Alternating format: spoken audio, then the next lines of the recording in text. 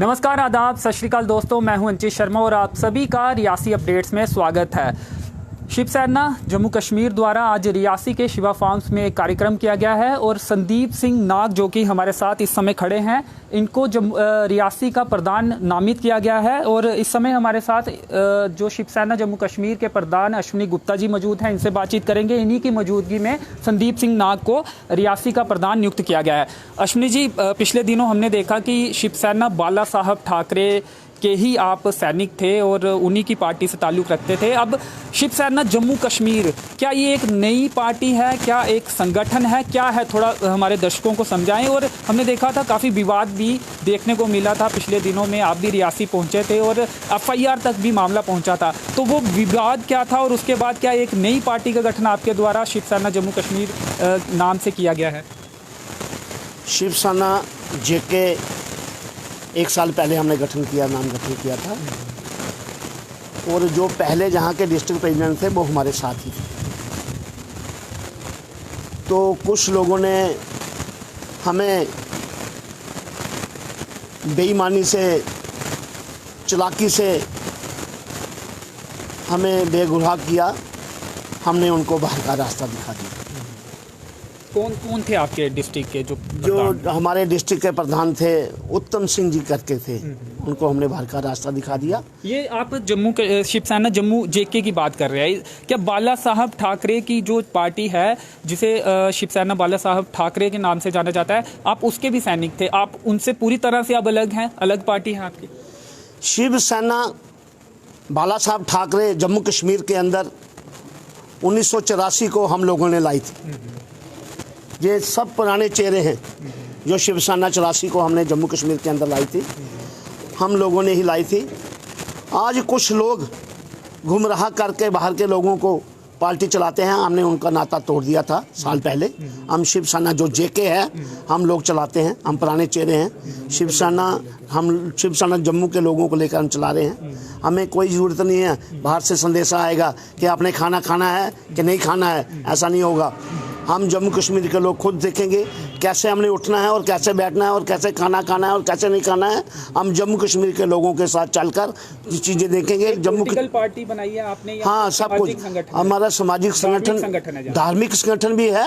और शिवसेना जब इलेक्शन की बारी आएगी तो इलेक्शन भी लड़ेगी और हमें किसी से पूछना नहीं जाना पड़ेगा कि हम इलेक्शन लड़े चाहे नहीं लड़े। हम इलेक्शन सब लोग लड़ेंगे। जितनी सीटें जम्मू कश्मीर के अंदर होंगी हम सब सीटों में इलेक्शन लड़कर बढ़ चढ़ कर हिस्सा लेंगे और लोगों का जितना भी जम्मू कश्मीर के लोगों का कार्य होगा वो हम कार्य करेंगे। तो आज क्या कार्यक्रम था और प्रधान नियुक्त किया गया है और कुछ पद भी दिए गए हैं या फिर वो बाद में दिए जाएंगे? आज हमने संदीप जी को जहाँ का बोझ दिया है रियासी का, आगे 1 हफ्ते के अंदर ये टीम तैयार करेंगे। जैसे ये टीम तैयार होगी तो हमें ये लोग बोलेंगे तो हम सेंटर से अधिकारी भेजेंगे और उनका नाम यहाँ का घोषित करेंगे। और हर वर्ष की तरह इस वर्ष भी छड़ी यात्रा माता वैष्णो देवी की जाती है। हम आपके माध्यम से रियासी के लोगों से प्रार्थना करेंगे कि संजीव जी के साथ कटरा में आकर हमारे साथ वैष्णो देवी चलें। पहले नराता 7 तारीख को है, 6 तारीख को एक दिन पहले हम छड़ी यात्रा लेके आएंगे कटरा में। तो ये संजीव जी रियासी से आएंगे और हमारे साथ माता वैष्णो देवी के जाकर वहाँ के माता का आशीर्वाद करेंगे। जी, चलिए, तो ये चीज़ स्पष्ट इन्होंने कर दी है कि जो शिवसेना बाला साहब ठाकरे है वो अलग पॉलिटिकल पार्टी है और इनकी जो संस्था है वो अलग है और आने वाले दिनों में चुनावों में भी इनके जो लीडर्स हैं, इनके नेता कार्यकर्ता हैं, वो उतरेंगे। संदीप सिंह नाग भी हमारे साथ हैं। आज नामित किया गया है, इन्हें जिले का प्रधान नियुक्त किया गया है। क्या कहना चाहेंगे, क्या कुछ मुद्दे लेकर आप युवाओं को जोड़ेंगे और लोगों के समक्ष क्या मुद्दे रखेंगे ताकि आपके साथ लोग जुड़ें? सबसे पहले मैं अंचित जी आपका, पूरी मीडिया की टीम का धन्यवाद करना चाहता हूं, क्योंकि लोकतंत्र को चलाने में जितनी लीडरशिप बहुत बड़ा रोल प्ले करती है उतना भी मीडिया करती है। आप भी लोगों को जागरूक करके लोगों के हक के बारे में आप बताते हैं, लोगों को जागरूक करते हैं और हम भी इसी कार्य के लिए करेंगे, लोगों को जागरूक करेंगे। और बात रही आपने जो सवाल पूछा कि आपके क्या मुद्दे रहेंगे, सबसे पहले मेरा मुद्दा रहेगा हमारे रियासी में कितने पढ़े लिखे युवा हैं।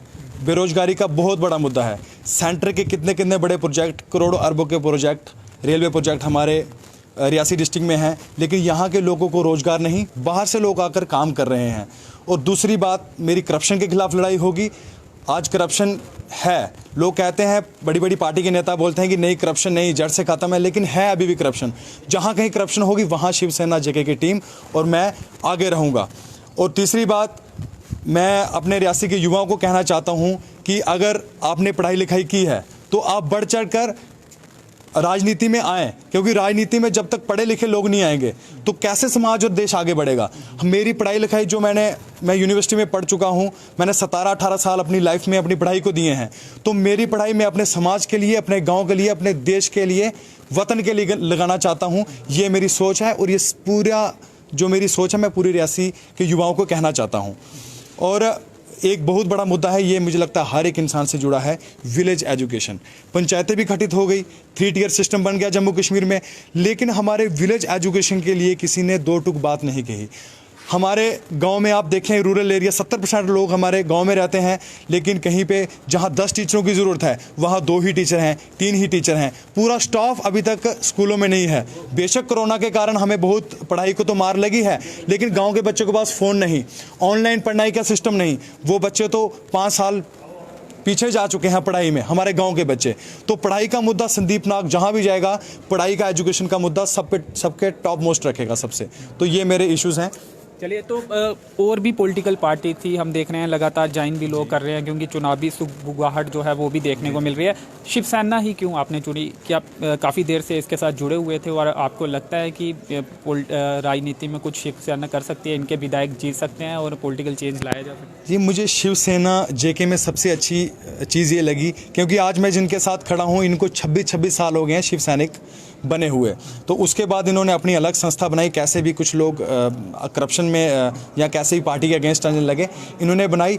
और इनकी सबसे बड़ी बात है कि सामाजिक कामों में बहुत आगे है। जैसे कोरोना के समय इन्होंने लोगों में, आपने देखा होगा वीडियोस देखी, लोगों के घरों में जाके गरीब लोगों को, दिहाड़ीदार लोगों को राशन भी मुहैया करवाया। और धार्मिक कामों में जैसे अमरनाथ यात्रा जाती है, वहाँ लंगर सेवा शिवसेना देती है। और माता रानी की छड़ी जाती है, वहाँ भी ये जाती है।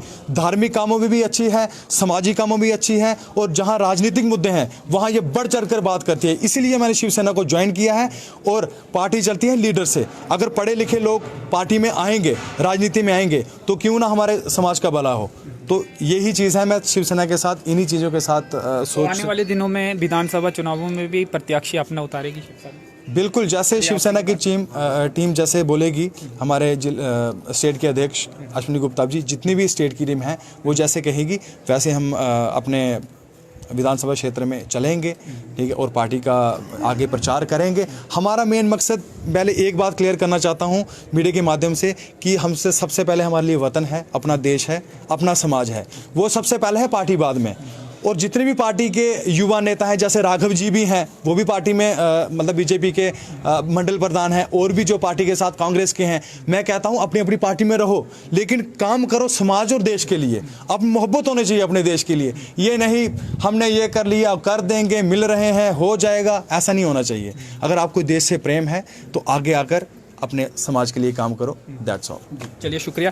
तो देश से प्रेम है तो आगे आकर समाज के लिए कार्य करें, मिलकर कार्य करें, और आने वाले विधानसभा चुनावों में भी शिव सैनिक जो है वो चुनावों में उतर सकते हैं। और इन्हें उम्मीद है कि लोग इनकी बात को समझेंगे और ये जो मुद्दे उठाएंगे उन्हें लोग समझेंगे और इनका साथ भी देंगे। तो चलिए, फिलहाल इस कवरेज में इतना ही। मेरे सहयोगी दीपक राजपूत के साथ मुझे दीजिए अनुमति। धन्यवाद।